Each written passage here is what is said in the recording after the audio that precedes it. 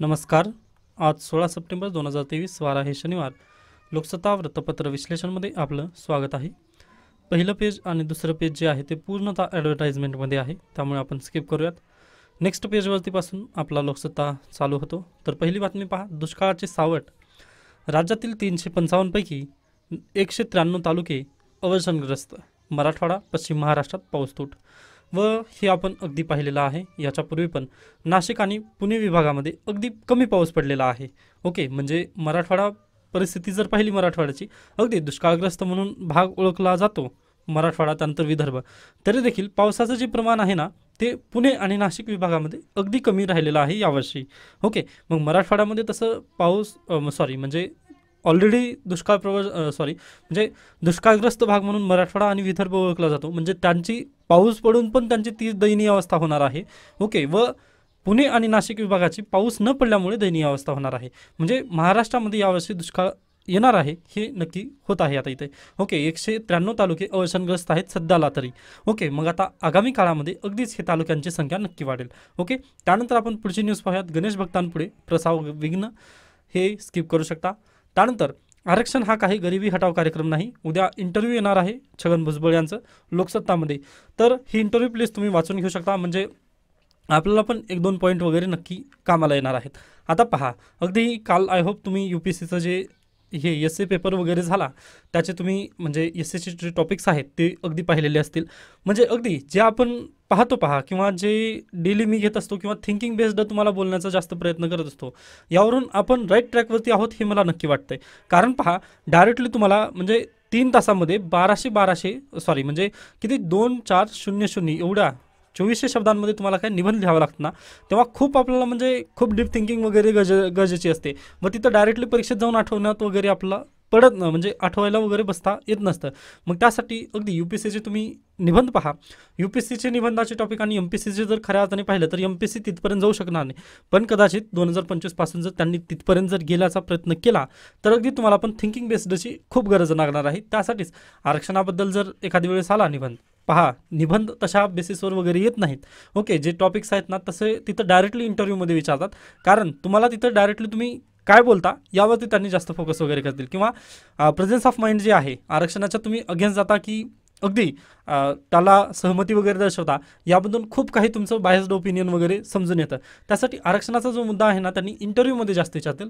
निबंधाला directly त्यांनी philosophical essays देत आहे UPSC सध्याला. तर प्लीज तुम्ही ते पाहून घेऊ शकता. त्यानंतर आज पण पेपर वगैरे आहेत, म्हणजे अगदी UPSC मेन्सचे पेपर सध्याला चालू आहेत. मग ते तुम्ही नक्की पाहून घेऊ शकता. त्यानंतर पुढे या. आता ही जी न्यूज आहे ती सेटनेट जे विद्यार्थी करत आहेत त्यांच्यासाठी अगदी कामाची ठरू शकेल. राष्ट्रीय शैक्षणिक धोरण 2020 याला अगदी सक्षम शिक्षक तयार करण्यासाठी केंद्रीय शिक्षण मंत्रालयाने मालवीय मिशन शिक्षक प्रशिक्षण कार्यक्रम हाती घेतला आहे. तर डायरेक्टली प्रश्न विचारला जाऊ शकतो की मालवीय मिशन शिक्षक प्रशिक्षण कार्यक्रम ही कशासाठी वगैरे आहे, त्याची ध्येय काय आहेत. तर अगदीच ध्येय आहेत पहा, राष्ट्रीय शैक्षणिक धोरण 2020 मधील जे बाबी वगैरे आहेत किंवा तशा पद्धतीने राष्ट्रीय धोरणाला अंतर्गत शिक्षक तयार करण्यासाठी, शिक्षकांना प्रशिक्षण देण्यासाठी मालवीय मिशन शिक्षक प्रशिक्षण योजना जी आहे ती तयार करण्यात आलेली आहे. हे तुम्ही लक्षात ठेवा. त्यानंतर केंद्रीय शिक्षण मंत्रालयाद्वारे ही योजना राबवली जाते. ओके, या 2 गोष्टी अगदी नेटसेचे विद्यार्थी जे आहेत त्यांच्यासाठी ही बाब अगदी कामाची ठरेल. त्यानंतर आपण पुढे जाऊयात.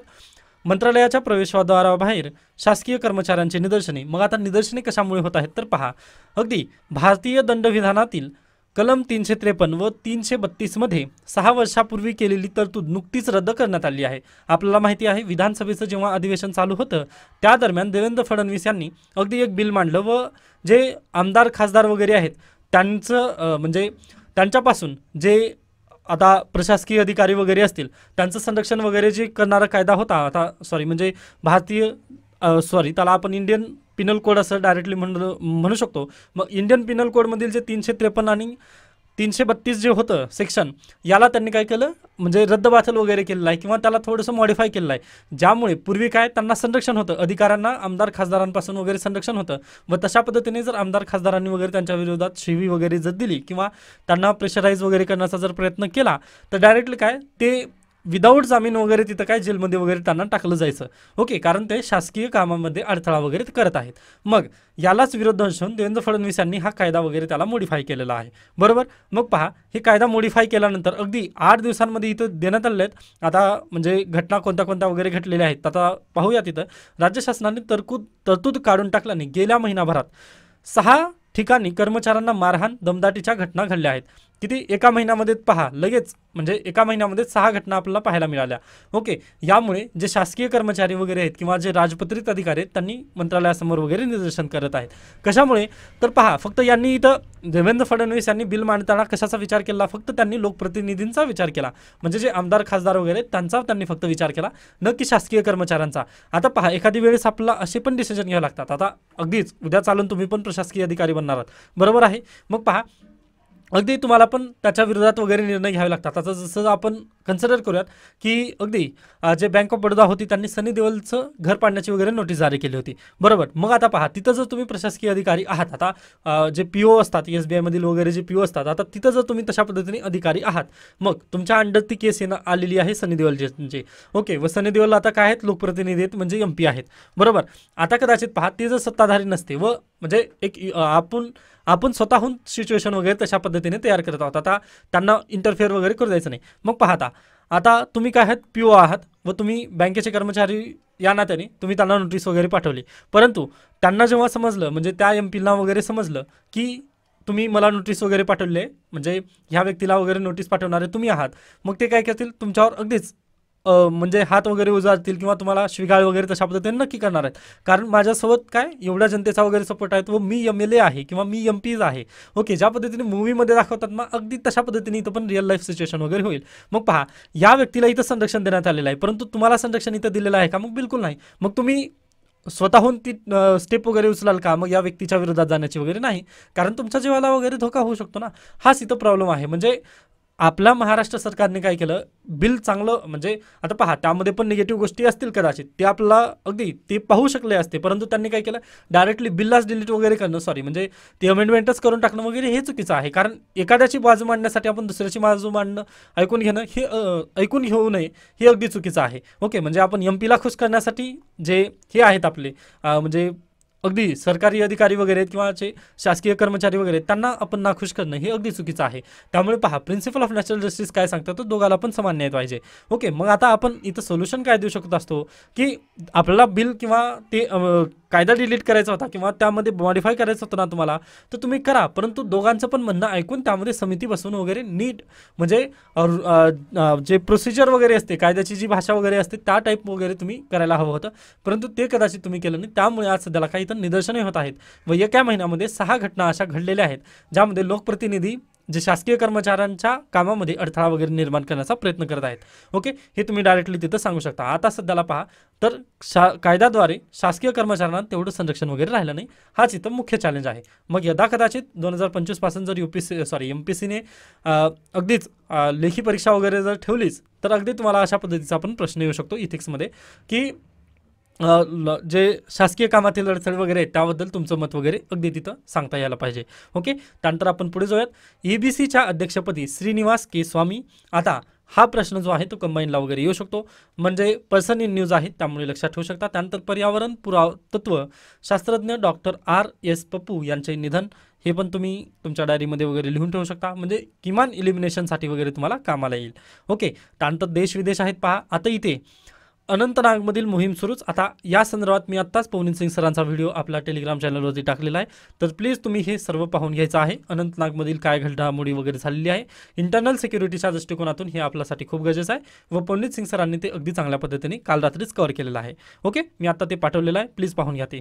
त्यानंतर बुकमार्क. आता अगदी आपल्याजवळ वेळ वगैरे नाही आहे, पण शक्य झालं तर तुम्ही अवांतर वाचन करू शकता, कारण UPSC जे फिलॉसॉफिकल सेवा विचारत आहे ना, याला तुम्हाला अगदीच तुमची थिंकिंग कॅपॅसिटी वाढवण्यासाठी काय करावं लागेल, तर अगदीच जे अवांतर वाचन आहे, जसं की भगवद्गीता, त्यानंतर अगदी म्हणजे दुसरे पण जे बुक्स आहेत, जसं की गौतम बुद्धांचं वगैरे बौद्ध धर्म, त्यानंतर त्याचे जे हे आहेत त्यांचे शिकवण वगैरे काय आहे, हे सर्व तुम्हाला माहिती पाहिजे. म्हणजे पहा, म्हणजे त्यामधून पण आपल्याला खूप काही गोष्टी वगैरे शिकता येतात, कारण फिलॉसॉफिकल एसेस आहेत आताचे. ओके, म्हणजे डायरेक्टली तुम्ही आता फक्त UPSCचं यम लक्ष्मीकांत वाचूनच तुम्हाला एस्से वगैरे लिहिता येणार नाहीत. ओके, त्यासाठीच तुम्हाला पहिल्यांदाच म्हटलं की तुम्ही एकदा पाहून घ्या, कालचे एस्से वगैरे पाहून घ्या, तुम्हाला सर्व काही समजून येईल की आपल्याला फक्त UPSC म्हणजे 2-4 पुस्तकं एवढी राहिली नाही आहे, तर खूप तुम्हाला वाचन वगैरे करावं लागेल. त्यानंतर द हिंदू पण प्लीज डेली वाचत चला. आता मी तुम्हाला सेंड करतोय. ओके, म्हणजे माझ्याकडे वेळ नाही आहे त्यामुळे मी घेत नाही आहे द हिंदू, परंतु तुम्हाला ते तुमचं कर्तव्य आहे. UPSC जर तुम्ही करत आहात ना, तर तुम्हाला द हिंदू शिवाय पर्याय नाही आहे. ओके, म्हणजे इंडियन एक्सप्रेस वाचलात तरी चालेल, परंतु एखादा न्यूजपेपर तरी वाचा, कारण त्यामधून तुम्हाला खूप थिंकिंग वगैरे मिळू शकेल. त्यानंतर आपण पुढे जाऊयात, सनातनी धर्म संकट. आता मी हा लेख घेत नाही आहे. का घेत नाही तर UPSC या बेस्डवर वगैरे प्रश्न विचारेल असं मला वाटत नाही आहे, परंतु तुम्हाला माहिती असावं यासाठी तुम्ही वाचून घेऊ शकता. कारण मला इथे म्हणजे जास्त वेळ वगैरे द्यायचा नाही किंवा हे आपण डिस्कशन वगैरे करू नये असं मला वाटेल.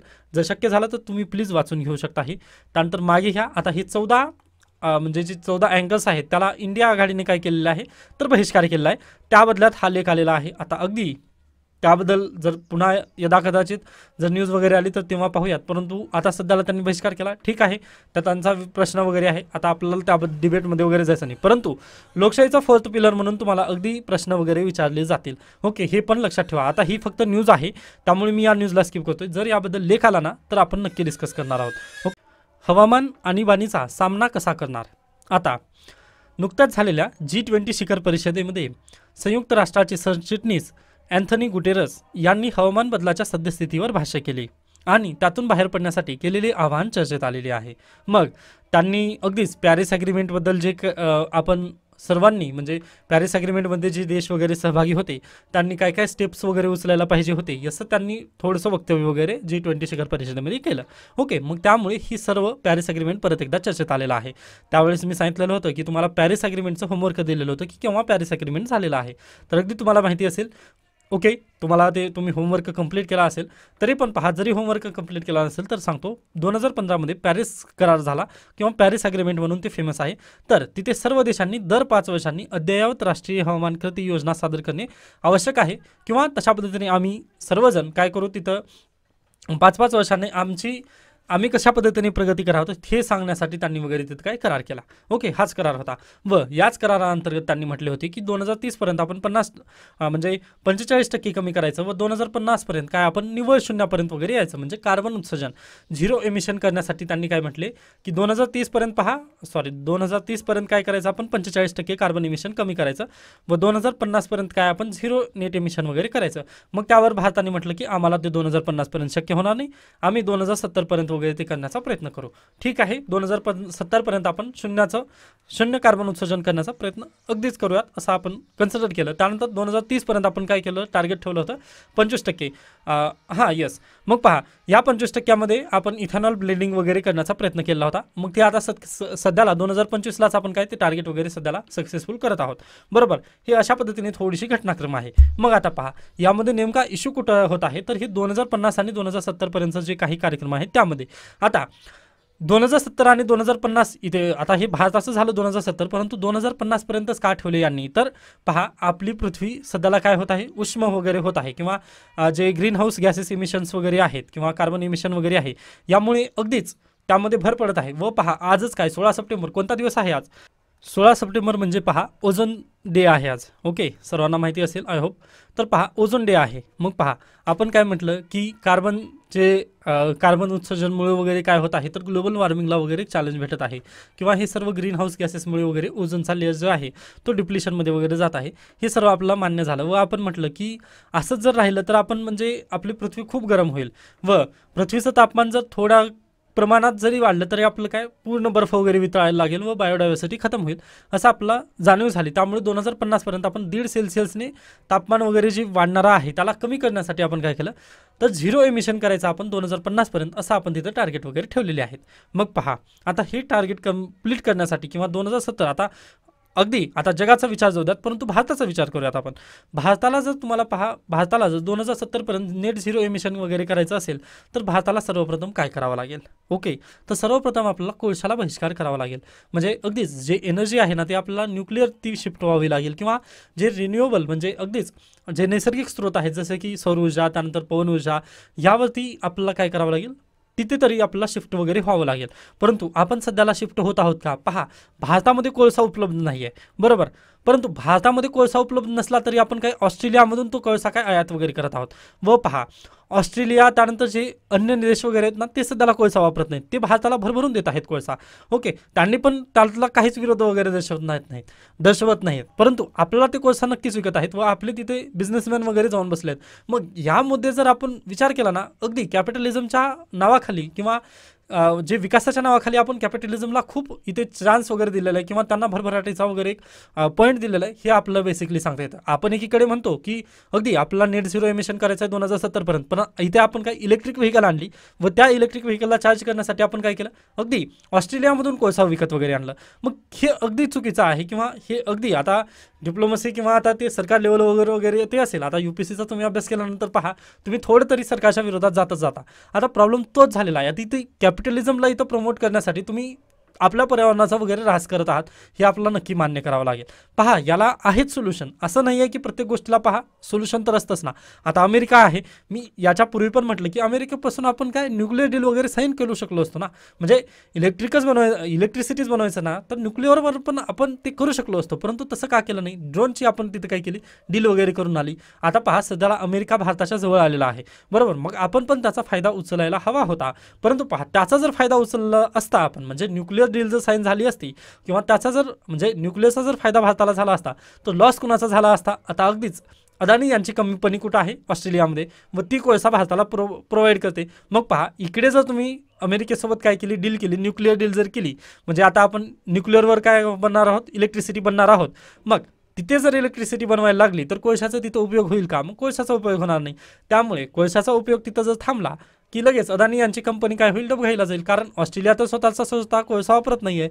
मग ते कोळसा कोण वापरतं? चायना एकतर किंवा भारत एकतर. मग हे अशा पद्धतीने चालतं. त्यामुळेच पहा, अरुंधती रॉय यांनी काय लिहिलेलं आहे, कॅपिटलिझम अ घोस्ट स्टोरी, एक बुक लिहिलेलं आहे, ती प्लीज तुम्ही वाचून घ्या. म्हणजे 130 पानांचं काहीतरी आहे. त्यामध्ये तुम्हाला हे सर्व कॅपिटलिझम कसं चालतं हे अगदी समजून जाईल. त्यानंतर अगदीच म्हणजे आपला देश जर खऱ्या अर्थाने पाहिला ना, पॉलिटिकल बॅकग्राऊंडच्या मागे जर तुम्ही पाहिलं तर हे सर्व कॉर्पोरेट्सच आपला देश कदाचित चालवत आहे, तसं आपल्याला डायरेक्टली दिसून येतं. म्हणजे तुम्ही थोडंसं लार्जर पर्स्पेक्टिव्हने जर पाहिलं, कदाचित तुम्ही जर MPSCचे ॲस्पिरंट वगैरे असतील तर तशा पद्धतीने थिंकिंग वगैरे करणार नाहीत. परंतु तुम्हाला थिंकिंग वगैरे करावी लागते UPSCमध्ये. तर पहा, म्हणजे थोडंसं तुम्ही जर वर उचलून जर विचार केलात ना, तर तुम्हाला अगदी लक्षात येईल की म्हणजे आपला देश पॉलिटिकल्स नाही तर अगदी जे कॉर्पोरेट्स आहेत ना, ती कदाचित चालवत आहेत, तसं तुम्हाला डायरेक्टली दिसून येईल. कारण प्रत्येक गोष्टीमध्ये त्यांचा कुठंतरी हित आहे किंवा त्यांचा कुठेतरी एक पॉझिटिव्ह प्लस पॉईंट वगैरे आहे, तेव्हाच ते काय करतील, तिथं निर्णय वगैरे घेतील. अन्यथा तिथं निर्णय वगैरे घेण्याचे जास्त चान्सेसच नसतात लोकशाहीमध्ये. तर हे अशा पद्धतीने आता त्यामुळेच इथं यांनी लिहिलेलं आहे की आपण कसा करणार, म्हणजे जी आणीबाणी येणारी आहे आगामी काळामध्ये, जेव्हा आणीबाणी येईल तेव्हा आपण त्याचा सामना वगैरे कसं करणार, असा त्यांनी प्रश्नचिन्ह वगैरे विचारलेला आहे. व पहा, हे अगदीच जे एन्व्हायरमेंटलिस्ट वगैरे आहेत आता हे बसतात, परंतु त्यामधून काहीच साध्य वगैरे होत नाही. आता आपण याच्यापूर्वी काय केलं होतं, MDG होते, मिलेनियम डेव्हलपमेंट गोल्स होते, बरोबर. ते साध्य झाले नाहीत. मग आपण काय केलं, SDG आणले, म्हणजे सस्टेनेबल डेव्हलपमेंट गोल्स होते. म्हणजे आता आले, म्हणजे पूर्वी 12 गोल होते, आता 17 करून आणले आपण. परंतु त्यामधून आपल्याला साध्य वगैरे व्हायलासाठी काही रोडमॅप वगैरे आहे का आपल्या जवळ तयार? तर बिलकुल नाही. फक्त आपण सांगितलं की 2070 पर्यंत आपण काय करायचं आहे, नेट झिरो एमिशन. परंतु डायरेक्टली बोलून वगैरे काही गोष्टी होत नसतात, ते तशा पद्धतीने आहे. आता कदाचित तुम्हाला याचं थोडंसं विरोधाभासी जाणवलं असेल, परंतु हेच सत्य आहे व हेच यामुळेच हा लेख वगैरे आलेला आहे, विश्लेषण आलेलं आहे. कदाचित ही थिंकिंग कॅपॅसिटी वगैरे तुम्ही थोडंसं अगदीच डेव्हलप कराल अशी अपेक्षा आहे. त्यानंतर आपण पुढे जाऊयात. त्यानंतर पहा, लोकसत्ता चतुरंग मिनी मॅगझिन आहे, शक्य झालं तर वाचून घेऊ शकता. तर अशा पद्धतीने आपण इथे थांबूयात. ओके, तर प्लीज डेली न्यूजपेपर वगैरे वाचत चला. द हिंदूचं तुमच्यावर मी सर्व जबाबदारी वगैरे सोपवत आहे. ओके, तसेच याबद्दल काही शंका, काही सजेशन असेल तर नक्कीच मला विचारू शकता. धन्यवाद.